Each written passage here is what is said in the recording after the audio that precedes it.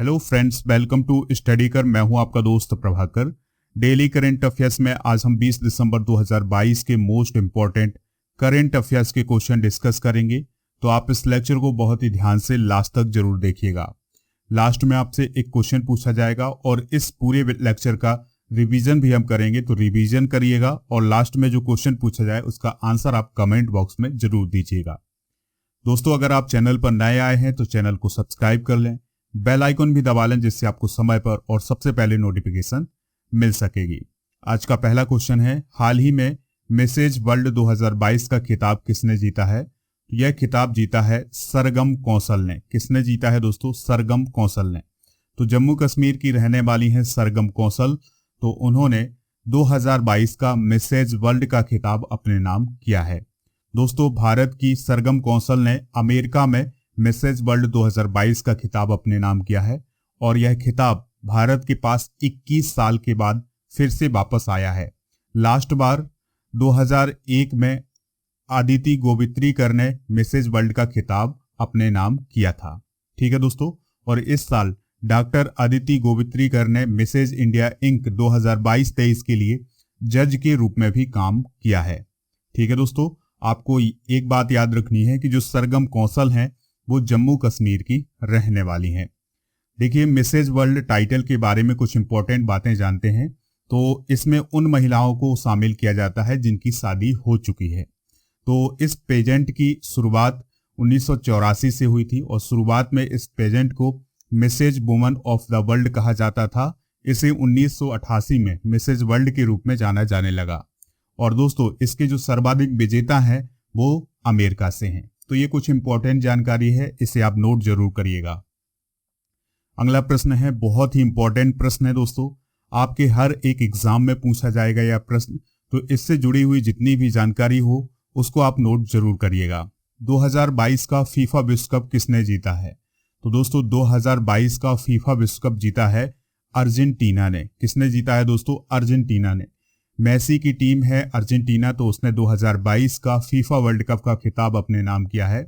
बात करें अगर हम लियोनेल मेसी की, तो वह अपना 5वां विश्व कप खेल रहे थे और इस विश्व कप में उन्होंने अपने देश को यानी अर्जेंटीना को विश्व कप का खिताब अपने नाम करवाया है। देखिए, 2022 की फीफा विश्व कप से रिलेटेड जो भी इंपॉर्टेंट जानकारी है उसको आप नोट जरूर करिएगा। तो इसका आयोजन कहाँ किया गया था? तो इसका आयोजन कतर में किया गया था। यह किस क्रम का फीफा विश्व कप था? तो याद रखिएगा, यह 22वें क्रम का फीफा विश्व कप था।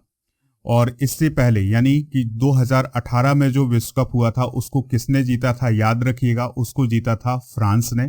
और इस बार जो फ्रांस है वो उप विजेता है। अर्जेंटीना विजेता है और उप विजेता कौन है? फ्रांस की टीम है।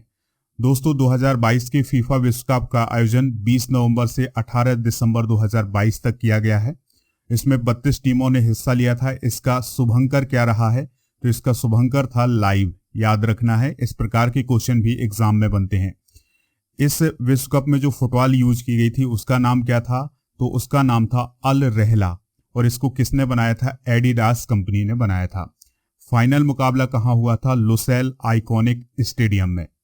देखिए दोस्तों, विजेता कौन है? अर्जेंटीना, और अर्जेंटीना ने तीसरी बार यह खिताब अपने नाम किया है। और उप विजेता कौन थी दोस्तों? वो थी फ्रांस, यानी फ्रांस उप विजेता और विजेता कौन? अर्जेंटीना। तीसरा स्थान क्रोएशिया को प्राप्त हुआ है और चौथा स्थान मोरक्को को प्राप्त हुआ है। देखिए दोस्तों, फीफा विश्व कप के अंदर बहुत सारे पुरस्कार दिए जाते हैं, तो ये भी एग्जाम में पूछे जाते हैं। तो गोल्डन बूट अवार्ड, जो कि सबसे अधिक गोल करने वाला खिलाड़ी होता है इस विश्व कप के अंदर, उसे दिया जाता है। तो गोल्डन बूट अवार्ड दिया गया है किलियन एम्बापे को, जो कि कहाँ के हैं? फ्रांस के हैं। ये नाम जरूर याद रखिएगा दोस्तों। गोल्डन बॉल पुरस्कार किसे दिया गया है? लियोनेल मेसी को, ये अर्जेंटीना के हैं। गोल्डन ग्लव अवार्ड दिया गया है एमिलियानो मार्टिनेज को, ये कहाँ के हैं? अर्जेंटीना के हैं। फीफा यंग प्लेयर अवार्ड दिया गया है एंजो फर्नांडीज को। फीफा फेयर प्ले अवार्ड दिया गया है इंग्लैंड को। सिल्वर बूट अवार्ड दिया गया है लियोनेल मेसी को। ब्रॉन्ज बूट पुरस्कार दिया गया है ओलिवियर गिरोद को, ये फ्रांस के हैं। और सिल्वर बॉल पुरस्कार किलियन एम्बापे को दिया गया है। तो ये पुरस्कार जरूर आप नोट करिएगा। बहुत ही महत्वपूर्ण पुरस्कार हैं जो कि फीफा विश्व कप में प्रदान किए गए हैं। देखिए दोस्तों, अर्जेंटीना की टीम ने इस बार यानी 2022 में तीसरी बार फीफा विश्व कप का खिताब जीता है। इससे पहले पहली बार 1978 में जीता था और दूसरी बार 1986 में जीता था। दोस्तों, फीफा विश्व कप 2022 में सबसे ज्यादा गोल करने वाले खिलाड़ी कौन थे? तो सबसे ज्यादा गोल करने वाले खिलाड़ी थे किलियन एम्बाप्पे फ्रांस के, इन्होंने 8 गोल किए हैं। उसके बाद लियोनेल मेसी जो कि अर्जेंटीना के हैं, उन्होंने 7 गोल किए हैं और जूलियन अल्वारेज जो कि अर्जेंटीना के हैं, इन्होंने 4 गोल किए हैं। अगर हम बात करें दोस्तों, अब तक फीफा वर्ल्ड कप में सबसे ज्यादा मैच खेलने वाले खिलाड़ी कौन बने हैं? तो वो बने हैं लियोनेल मेसी जो कि अर्जेंटीना के हैं। उन्होंने 2006 से 2022 के बीच में 26 फीफा विश्व कप के मैच खेले हैं। और फिर दूसरे नंबर पर हैं लोथर मथाउस जो कि जर्मनी के हैं। उन्होंने 1982 से 1998 के बीच 25 मैच खेले थे। फिर इसके बाद है दोस्तों नाम मिरोस्लाव क्लोज का जो कि जर्मनी के हैं। इन्होंने 24 मैच खेले हैं फीफा विश्व कप के। देखिए दोस्तों, कुछ और इंपॉर्टेंट जानकारी है, इसको भी आप नोट करिएगा। फीफा विश्व कप की सबसे सफल टीम कौन है? तो फीफा विश्व कप की सबसे सफल टीम है ब्राजील। ब्राजील ने अब तक 5 बार फीफा विश्व कप का खिताब अपने नाम किया है। फीफा विश्व कप का पहला खिताब किसने जीता था? तो वो जीता था उरुग्वे ने। और किस वर्ष जीता था? तो 1930 में जीता था। ठीक है दोस्तों, और आप याद रखिएगा जो फीफा विश्व कप की शुरुआत है ये 1930 से ही हुई थी और पहला विश्व कप उरुग्वे ने जीता था। ठीक है, और फीफा का जो मुख्यालय है वो कहाँ है? तो याद रखना है लुसाने स्विट्जरलैंड में है। तो ये कुछ इंपॉर्टेंट जानकारी है दोस्तों फीफा विश्व कप से रिलेटेड, तो इसको आप नोट जरूर करिएगा। अगला प्रश्न है, पेटा इंडिया का पर्सन ऑफ द ईयर 2022 का खिताब किसने जीता है? तो ये जीता है सोनाक्षी सिन्हा ने। किसने जीता है? सोनाक्षी सिन्हा ने। और पिछले वर्ष यानी 2021 में आलिया भट्ट ने यह पुरस्कार जीता था और 2022 में सोनाक्षी सिन्हा ने यह पुरस्कार जीता है। अब ये पेटा क्या होता है दोस्तों? तो इसका फुल फॉर्म होता है people for ethical treatment of animals, यानी यह एनिमल्स के लिए काम करने वाली एक संस्था है, वैश्विक संस्था है। तो इसकी एक इंडिया में भी शाखा है जिसे पेटा इंडिया कहा जाता है। तो उसके द्वारा पर्सन ऑफ द ईयर चुना गया है किसे? सोनाक्षी सिन्हा को। दोस्तों, पर्सन ऑफ द ईयर उस व्यक्ति को चुना जाता है जिसने पूरे साल भर पशुओं के प्रति एक अच्छा रवैया अपनाया हो, ठीक है, या पशुओं के प्रति लोगों में जागरूकता फैलाई हो। तो इस साल सोनाक्षी सिन्हा को पर्सन ऑफ द ईयर चुना गया है। देखिए दोस्तों, पेटा इंडिया की एक रिपोर्ट है, चमड़ा विरोधी अभियान उसके द्वारा चलाया जा रहा है। तो उस अभियान में एक आंकड़े सामने आए हैं कि हर साल 4 मिलियन से अधिक गाय, भेड़, बकरी, कुत्ते, बिल्ली और अन्य जानवर मारे जाते हैं जिनकी किसी को जरूरत नहीं होती है। तो ये आंकड़ा सामने आया है पेटा इंडिया की चमड़ा विरोधी अभियान में। अगला प्रश्न है, फ्रेंड्स ऑफ लाइब्रेरी योजना किस राज्य में शुरू की गई है? तो फ्रेंड्स ऑफ लाइब्रेरी योजना शुरू की गई है तमिलनाडु में। किस राज्य में शुरू की गई है? तमिलनाडु में। तो दोस्तों, तमिलनाडु में पढ़ने को बढ़ावा देने के लिए यानी रीडिंग को बढ़ावा देने के लिए फ्रेंड्स ऑफ लाइब्रेरी योजना की शुरुआत की गई है।